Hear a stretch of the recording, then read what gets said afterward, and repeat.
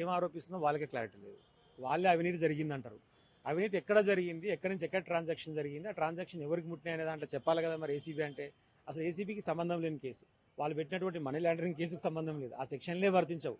కాబట్టే మనం క్వాష్కి పోయినాం.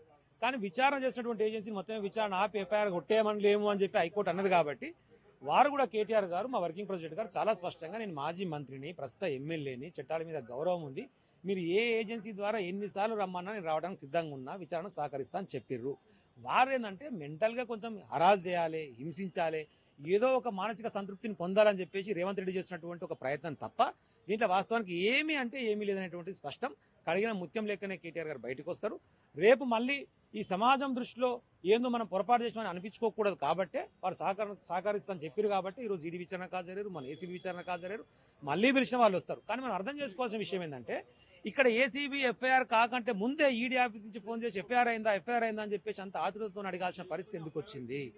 ఈడీ ఎంటర్ కావాలంటే ఎక్కడో ఒక దగ్గర ఏసీబీ లేదంటే ఎక్కడో ఒక స్టేషన్లో ఎఫ్ఐఆర్ నమోదైతే తప్ప డైరెక్ట్ ఈడీ ఎంటర్ కావడానికి లేదు, ఈడీ ఎఫ్ఐఆర్ చేయడానికి లేదు. కాబట్టి వీళ్ళు ఏం ఒప్పందం చేసుకోరు రేవంత్ రెడ్డి బీజేపీ అంటే, నేను ఎక్కడో ఒక దగ్గర ఏదో ఒక విషయంలో ఎఫ్ఐఆర్ చేపిస్తా, వెంటనే ఈడీ మీరు ఎంటర్ కండి, ఎంటర్ అయ్యాలని అరెస్ట్ చేయాల్సిన అవసరం ఉంది. లేకపోతే మనం చేసుకున్న చీకటి ఒప్పందాన్ని నెరవేర్చుకోవడానికి మనకు ఆయన అడ్డంకిలాగా మారుతున్నాడు. ఎగ్జాంపుల్ చెప్తా.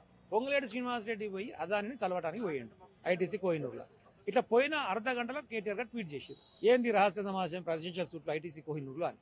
ఏంది అంటే ఆయన మీద పెట్టినటువంటి ఈడీ కేసు కావచ్చు, లోపాయికారు ఒప్పందం కావచ్చు. ఒక దిక్కు మెగా కృష్ణారెడ్డి గారు 13,000 కోట్లకు పిచ్చిరెడ్డికి ఒప్పించుకొని మొత్తం కంపెనీ హ్యాండ్ ఓవర్ చేసుకోవడం కోసం ఆ 13,000 కోట్లు కావాలంటే అదాన్ని అడిగింది, ఎడ లేవు భారతదేశం పైసలు నీకానే ఉన్నాయి ఈరాన్ ఆయన అని చెప్పేసి.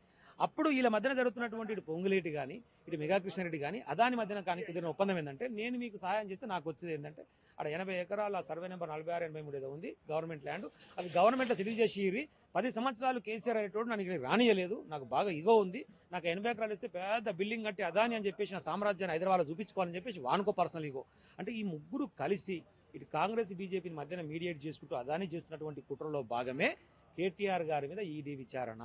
ఇది కళ్ళ ముందర మాకు కనపడుతున్నది, ప్రజలకు కూడా అర్థమవుతుంది, గమ్మతున్నది ముచ్చట. మరి రాహుల్ గాంధీ కూడా పెట్టుకున్నారు కదా, ఆయన కూడా క్లాస్ పిటిషన్ ఆ నేషనల్ హెరాల్డ్ కేసులకు సంబంధించి ఆయన కూడా విత్డ్రా చేసుకున్నాడు.